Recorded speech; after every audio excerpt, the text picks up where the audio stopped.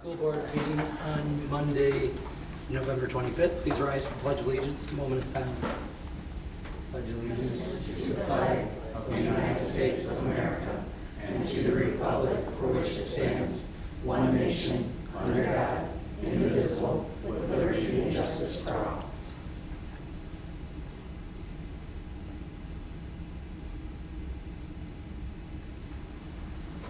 Roll call, please.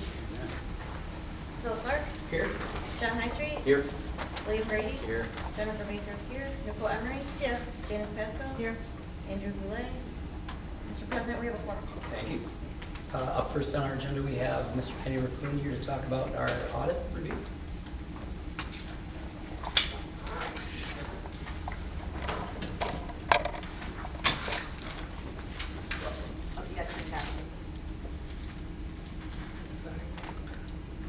Got it.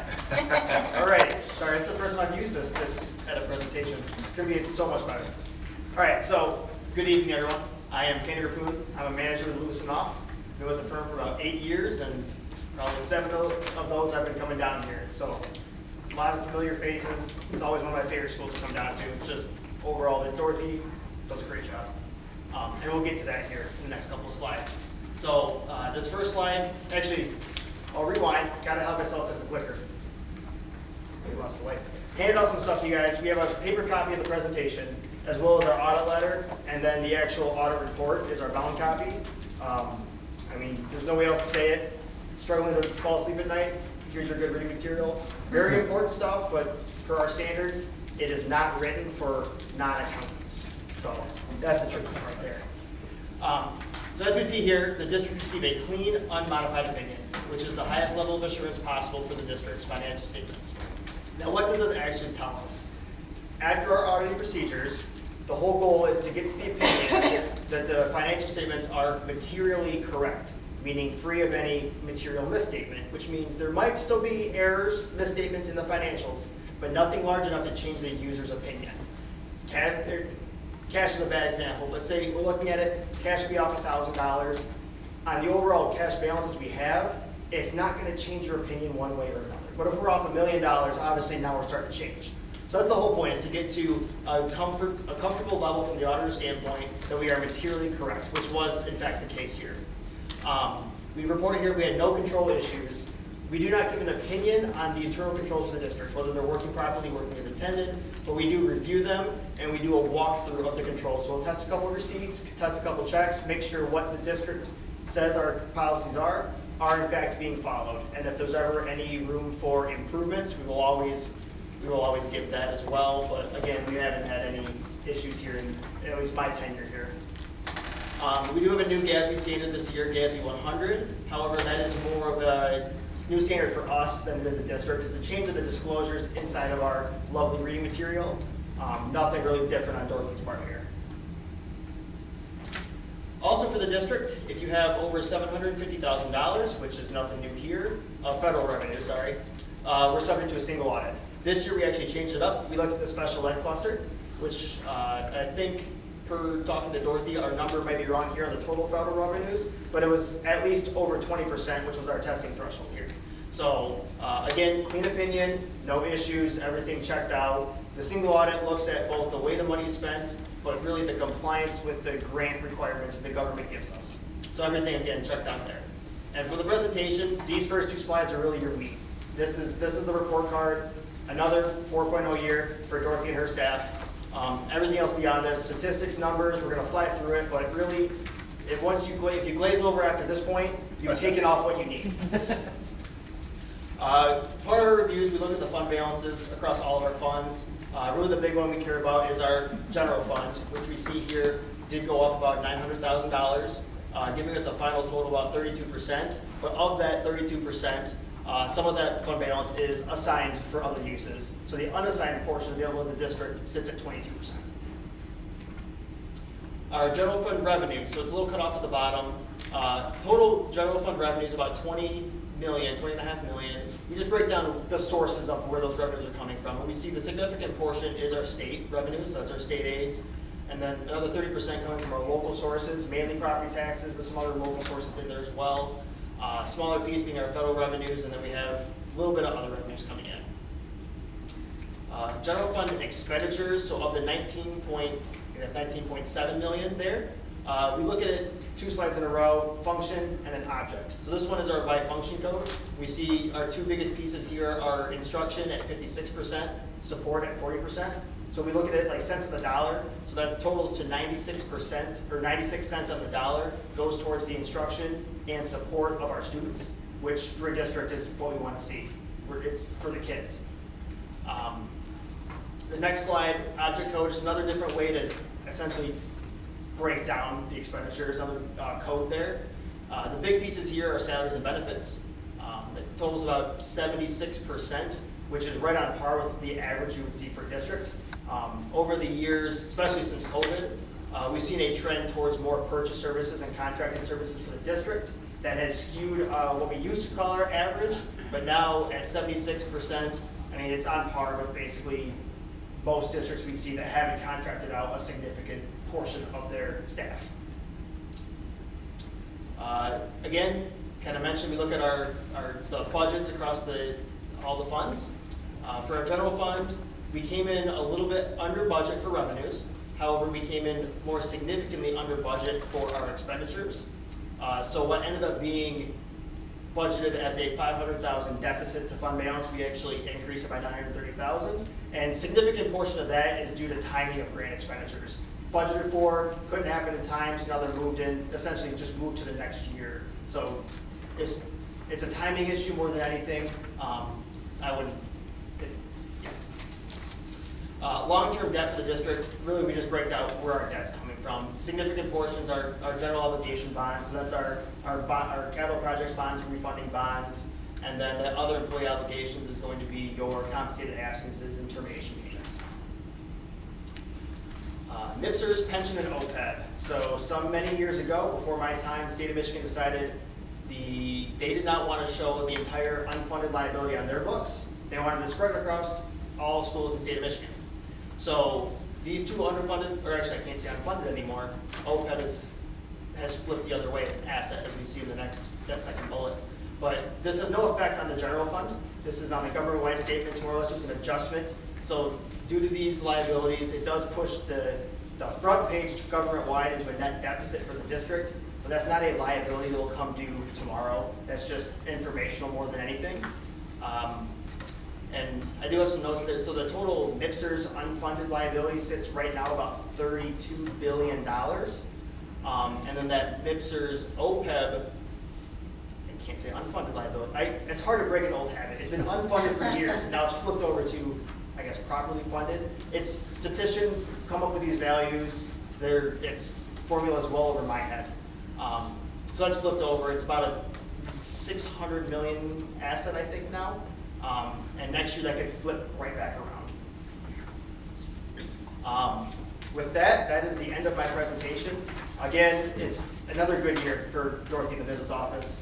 As I've said, I've come down here probably 7 years now. I've presented to you guys probably 5 of those years now. It's a long drive for us, but it's one I don't mind making. I come down, it's friendly faces, friendly staff, always a clean job. Dorothy's right to the point, which I enjoy. Al, talk to him periodically through the whole job, and Phil we talk to as well. It is one that I truly do enjoy, and I'm not blowing smoke there. This is probably one of my favorite schools to come down to. And I probably say that every year, but that is what it is. So again, thank you. Another 4.0, A+, well done. Board, thank you for having us again. Hope to come back next year. With that, do we have any questions? Thank you. All right, thanks again, everyone. Thanks, Hope to see you all Kenny. next year. Appreciate it. Nice job. Thank you. We'll remember this for next year. This was great.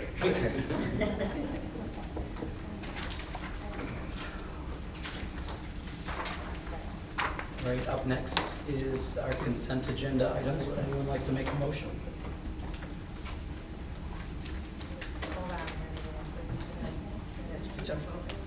I'll motion that the Board of Education approves all consent agenda items, including agenda, minutes, personnel items, treasurer's report, and bills as listed, items A through C.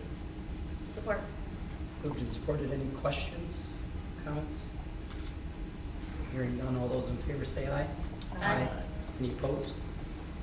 That passes. Bringing us to our first information item, 5A operating millage. Kind of timely with the audit, talking about where some of our revenue comes from. We are in a position now where we got to once again start thinking about extending our operating millage. This is the same one that we run out to the community, non-homestead. We did it last year, but the reason it's got to go out again is if you remember last year, we increased the millage a little bit to take care of the headleaf, the hedge there. The nice part about this is if we run it out in May, we can run it out as a renewal, which means it's just basically a continuation, if you will, but just a renewal of what we went through, which was a 3-year. So that's kind of been our standard. We've done them 2 years, but that seems to go by awful quick, and it seems like we're always running out there. I worry to go longer than that because of that headleaf found. We could be in a position where we're collecting, if we went out 6 years, we could be in a position where it dwindles to 17 mills and we wouldn't be getting our same full funding. So with that said, we have to take action at our January meeting would be when we would take action, because we have to declare by February that we're gonna go for, do this in May. We're in a position too where this is kind of like our first stab at it. I always like to run it out there just in the event that it didn't pass, we'd have another try at it the following year. Otherwise we could wait, but then you're basically leaving yourself one chance to get it passed. So my suggestion would be let's run it out there, not to mention the fact that at that point we can still use again renewal, and that's something that we haven't been able to use in a while because the last time it was an increase. This is an actual just a renewal of what collecting the same amount of mills. So my suggestion would be that we run it out in May. It'll be probably the only thing that's on the ballot, or very few things will be on the ballot, and so we can get out and just kind of advertise and talk a little bit about it.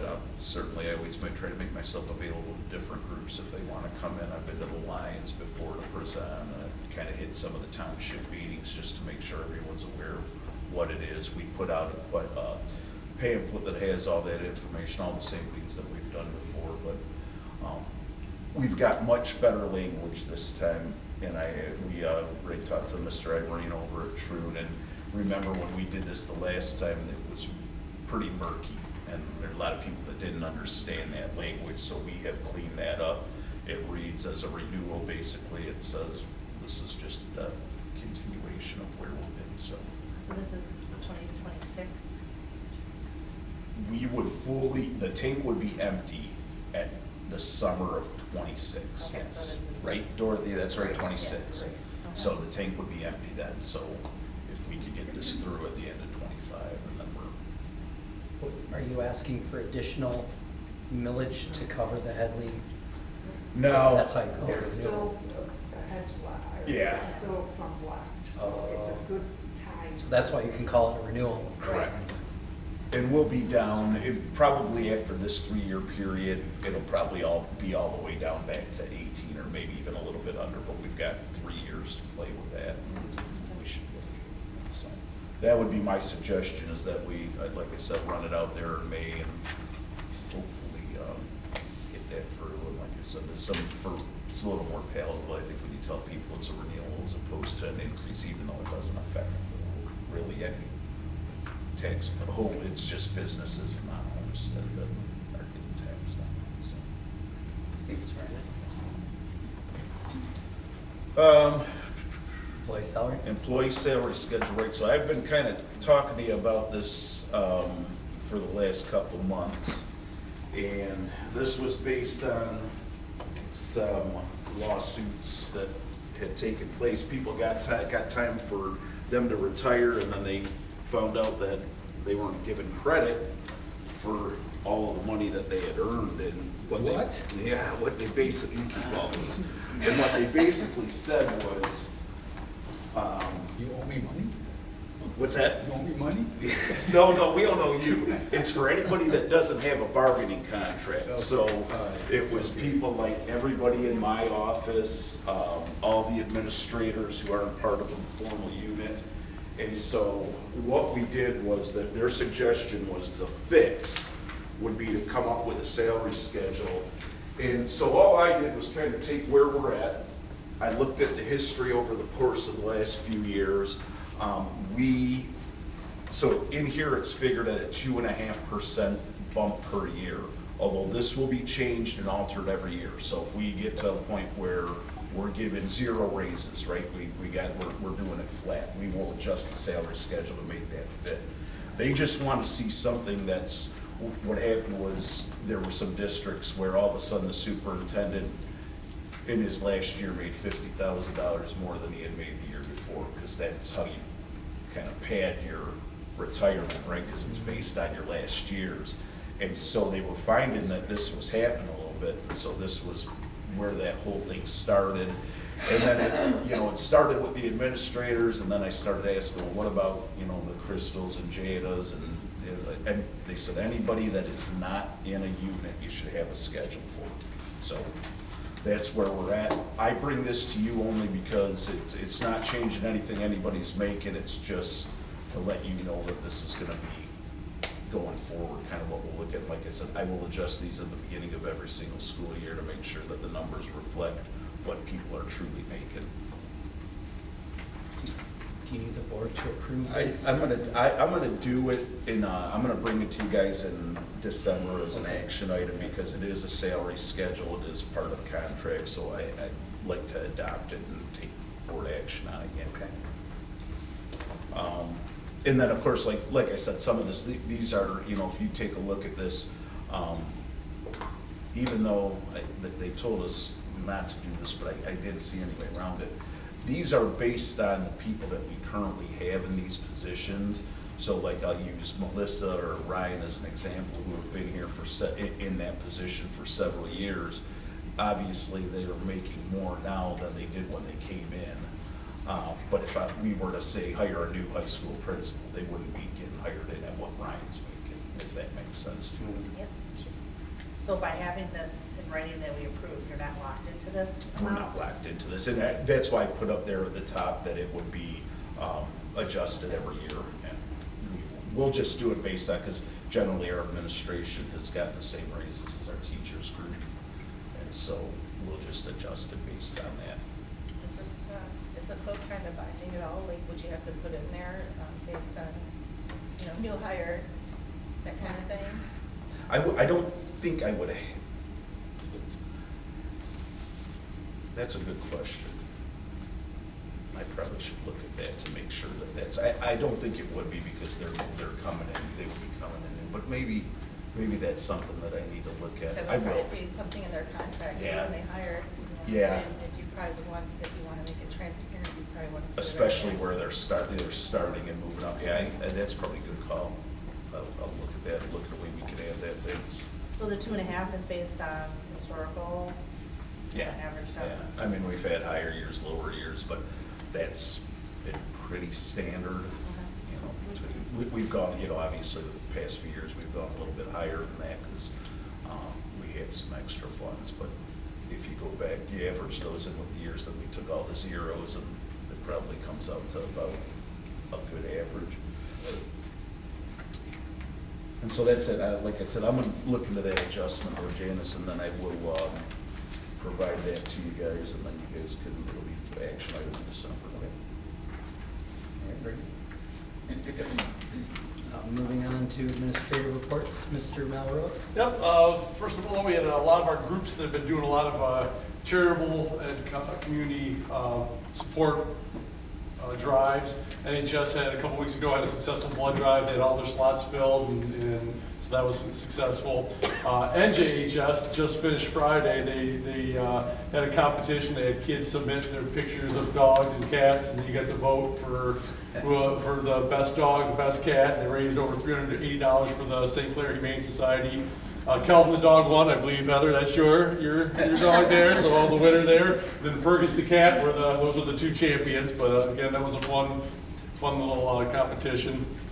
Care Bag Movement, just last Friday, they completed their supply drive just for things for students that in need that they might have to have things like toothbrushes, deodorant, that type of thing for those students.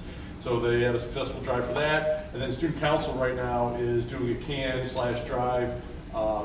drive food drive for the Algonac and Clay blessing boxes to kind of get those refilled going into the holidays. So a lot of good things going on by our student groups.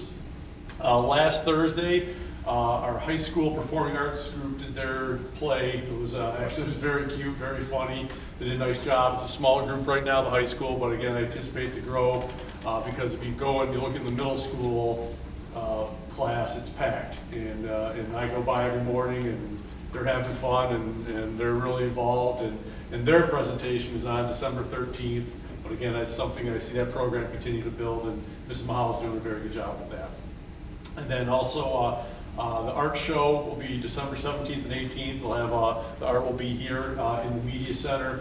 There's already some of it out front. Like if you look at the display case up by Student Services, there's some pieces up there that are just amazing that these kids are doing. There's a couple other display cases up that have just through work up. But it's just what you see Mrs. Guzik and these kids to do is just phenomenal. So it's 17th and 18th, you get a chance, pop in. And these kids are outstanding. And then last but not least, we have our Christmas band concert will be on December 18th with Michigan Whiskey and all the bands. So looking forward to it. Thank you. Mrs. LaStage. Hi, we've had a pretty good month of November. It's been pretty quiet, a lot of great learning going on. We had our first reshuffling of all of our intervention groups, and kids are already moving right along, so we are very happy with that. We also had our first band performance, our 5th and 6th grade beginning band. That was really good. Mr. Kubinski put on a nice show, and then we had a reception afterwards for the students and family so everybody could mingle. So that was a big success. Tomorrow, all the elementary is going to be having a Super U Challenge. It's kind of like a pep assembly that the PTO is bringing to us, and it's just encouraging kids to just be their best selves. So we're gonna end our day on that. Also, our 6th grade performing arts will be doing their presentation on December 12th in the auditorium. PTO is doing their annual craft show on December 12th and 13th. And then also, the St. Clair County Child Abuse and Neglect Council will be doing the Child Safety Matters with all students at Algonquin December 18th and 19th. So just kind of giving them an education on what's right and wrong and how to get help if you need it. Thank you. Mrs. Kelly. Hello. So lots that we kind of touch on that's the same. I'll go back to October when we had that lovely fall weather. We were able to resume our annual trip over to Algonquin for the costume parade. We also were fortunate to have a lot of parent volunteers with us at the parade and also in the classrooms, which helped with a lot of those seasonal activities. Our first graders in their Amplified Knowledge Studies have been talking about body systems, and so they actually had a doctor day too, where they dressed up as doctors in the classroom to kind of celebrate that learning. We did do the Glow Dash over at Algonquin, which was a nice way to celebrate the PTO fundraiser. As a staff, we've been revisiting our school-wide PBIS, just looking at those common expectations that we can teach school-wide. We've also had Mrs. Gottler start pushing in weekly to deliver Trails lessons, which is social emotional learning, focusing on empathy, respect, that sort of thing, and just taking the time with all of our classes to kind of build those skills. We also have Child Safety Matters coming in.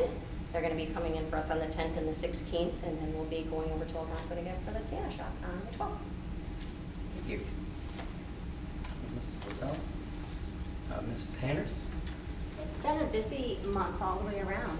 On October 30th, 3 teachers representing the district, K-12 and myself, went to RISA to attend a MyKIP session where we looked at the district data, and we discussed trends, patterns, the indicated successes as well as improvement needs. We'll continue to work throughout the year with this team. Our next meeting will be Tuesday, December 17th, where building leads are invited to come discuss some of the building needs and initiatives that we have going on. This is just preliminary. It'll be an ongoing process. There's a lot of stuff to go through. On November 5th, the entire elementary staff worked with Amplify We had a representative come out to help plan upcoming units and really dig deep now that they've been teaching it for a while, and how they could get their questions answered and differentiate and figure out what they really needed to do and then what parts they could cut back on. So trying to get all those initial questions answered. Amplify will be back out at the elementary on December 3rd and 4th for walkthroughs in the classroom, as well as to model lessons in certain grade levels where other teachers are going to come in and watch. So that's coming up. On November 5th, the Algonac Junior Senior High School also met and looked at state testing data to identify areas of strengths and improvements as well. They followed up their professional learning on November 13th to start to look at curriculum alignment to their grades needs. I got to work with the math department in particular to start identifying where standards are being covered throughout our coursework. And then this will be an ongoing process where we're really taking a deep dive into, are we covering all those standards? What's being covered in those standards, and are we missing anything? And then we'll move on to our resources where they need to be. Last week, the 21st, I was fortunate to attend the state MyKIP conference. Spent some time in some sessions about district strategic planning and how the process works in order to streamline school improvement plans while getting feedback from all stakeholders. So came back, talked with Mr. Latos. We've talked about how this might look. So as a district, we'll begin to outline a process and a timeline on how we can build a strategic plan here and make sure we're getting input from all of our stakeholders in the community and within as well. So coming up, December 2nd, I get to meet with the middle school ELA teachers after school to start discussing where they are with 6th through 8th grade English language arts. We have a couple of brand new staff in 7th and 8th grade, and of course Mandy Gibson in 6th grade. So we're real excited to start those discussions and see what they need and where they're at. And then we also have all of our 5th through 8th grade math teachers going to be attending a 3-part series at RISA for mathematical thinking classrooms. So just even having that time to talk, really it's about helping to support and provide with student engagement in those middle school years. It's not always easy to hook them in, especially in math. So we're going to try. It is a 3-part series, so they'll go 3 different days. I'm glad we get to have them all together to do some talking, because that's not always possible. And finally, I'm hoping to have another district newsletter out in the next week to help inform the community about everything we have going on here. So it's been busy, but good. Good update, thank you.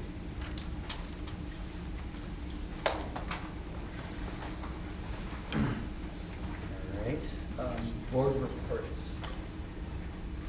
I do have one that I'd like, if you could pass along to St. Clair County RISA. That class was really nice that they put on the Good. the board operating procedures. Cole and I joined in Okay. earlier this week. Last week. It was good, so thank you. Anything else? All right, Mr. Latos, you're up. Yep, just got a couple updates for you today. First of all, so those of you guys we've done our January organizational meetings, and generally those are just getting officer positions set up and committee positions set up.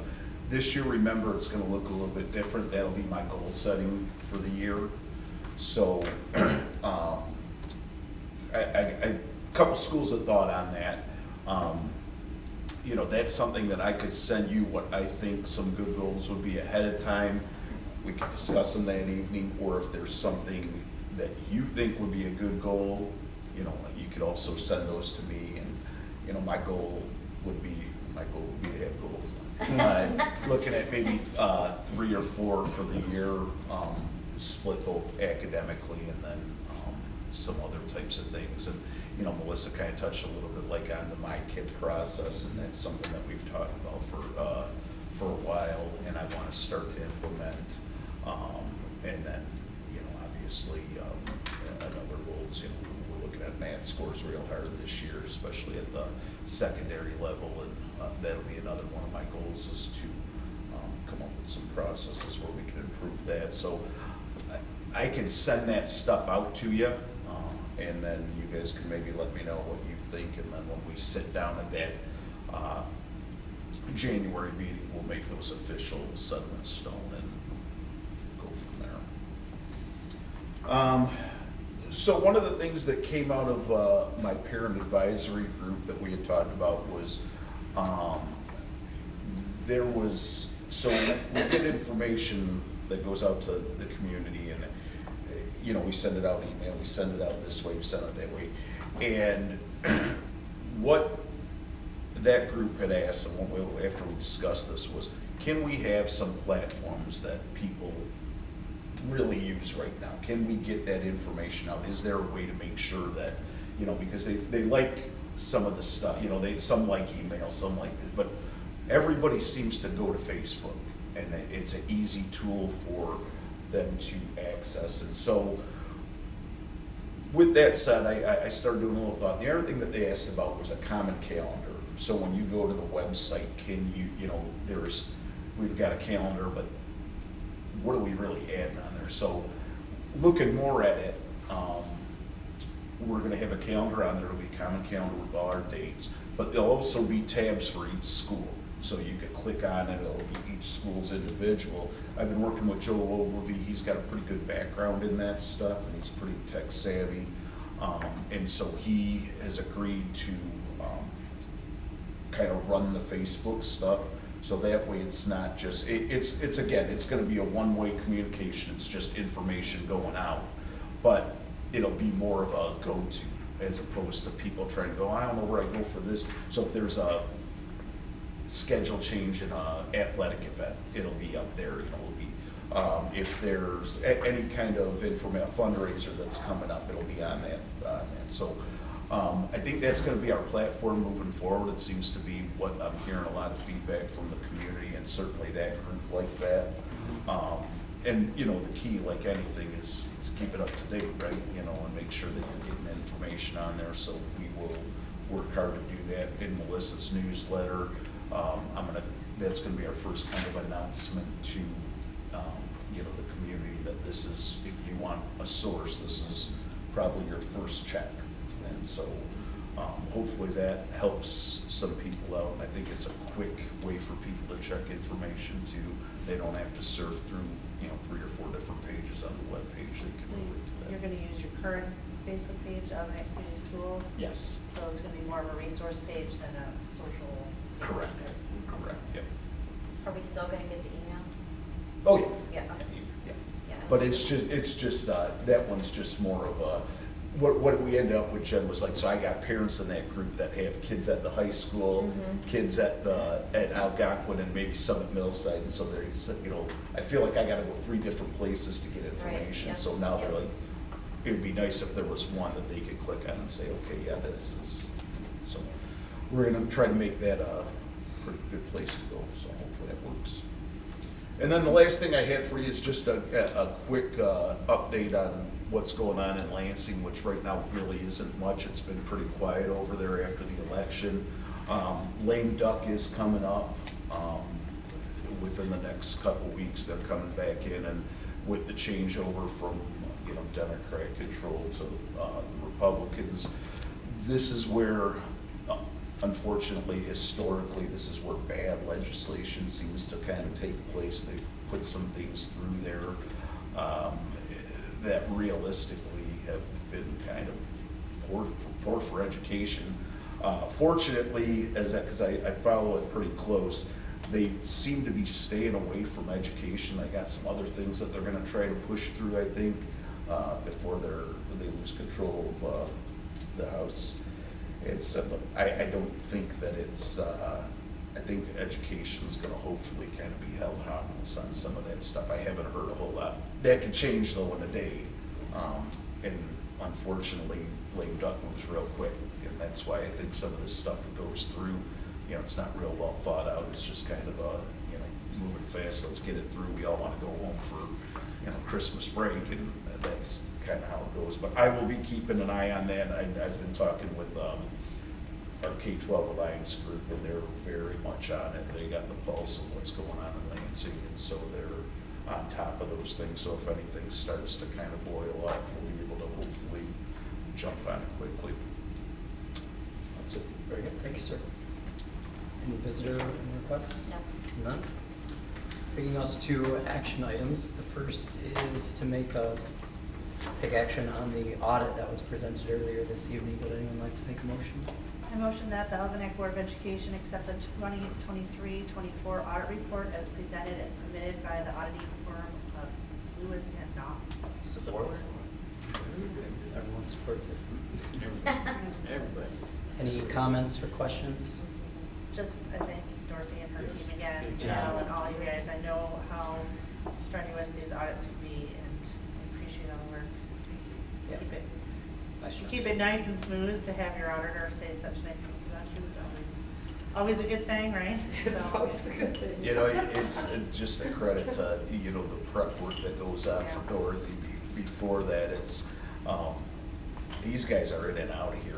Like, I mean, I remember in the past where they hunker down for a week and there'd be a team of 4 of them, and now it's 2 days and they're on their way and they're wrapping up. And I mean, they work a couple long days, but they're in and out of here quick. And so- There's a lot that goes online to them, which helps, and, you know, they take the big fixed asset thing home, you know, with them, but there's a lot of things that are done before and after, but, yeah, we try to get them ready and help, you know, we know what they need, and It's a testament to your controls that you have here at school. Just, you know, the very controls are easier lift, right? Mhm. Absolutely. Yeah. And I can add too from the board side, because I get to meet with them every year, like Kenny mentioned, and they ask a lot of questions about our controls and our ability to govern and are we watching the right things. So kudos to the board too. And that's like, you know, we always talk about public education, places you don't want to screw up, and that would probably be like right at the top of the list. And so, I mean, Dorothy and I talk a lot about because she's kind of got her pulse on the, you know, what's going on with different districts, and there's some districts that you can get yourself in some pretty big hot water if you're losing control of what's going on in the business office. So it's a blessing to have us in the spot. Thanks, Dorothy. 22% fund balance, is that normal or is that above normal? what that did was it took away the 1.8 million that we're gonna dip.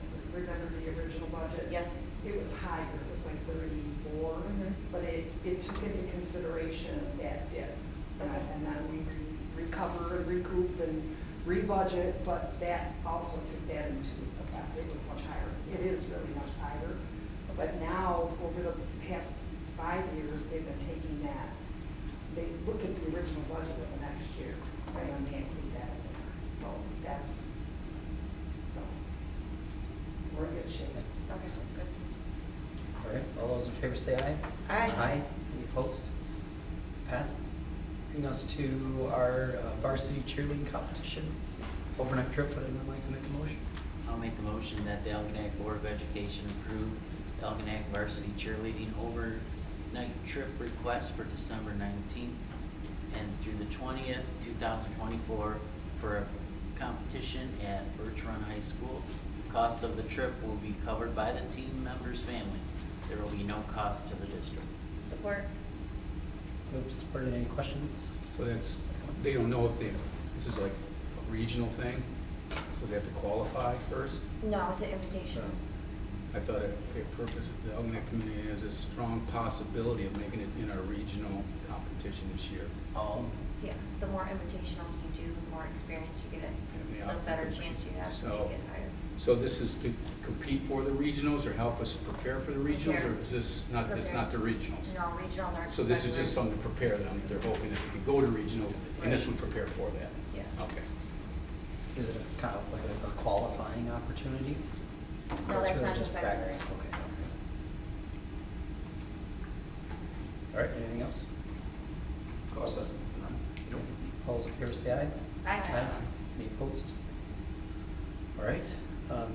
Last up for action items is a letter of understanding with our local 517M. Who would like to make a motion? I'll motion that the Algonac Board of Education approve the letter of understanding between Algonac Community Schools and Local 517M for custodial personnel as presented. Support. That was, if you remember back when we were negotiating the contracts, custodians had basically they asked if, they had asked for an off-schedule payment in December and at the end of the school year. And at that particular point in time, we weren't sure what our budget was gonna look like. So, I put it in there, Finley Giroux, who their union rep is, signed an agreement that we would talk once we hit November, because we'd have a better idea of what we would like. And so, they had an opportunity to get a payment of $500 on each end, so that's where that came from. All those in favor say aye. Aye. Any opposed? That passes. And with that, I would like to make a motion to go into closed session at 7:45 for the purposes of superintendent evaluation. Support. All those in favor say aye. Aye. Any opposed? All right. For all our guests here, thank you for joining us tonight. Thank you, guys. And teacher. There you go.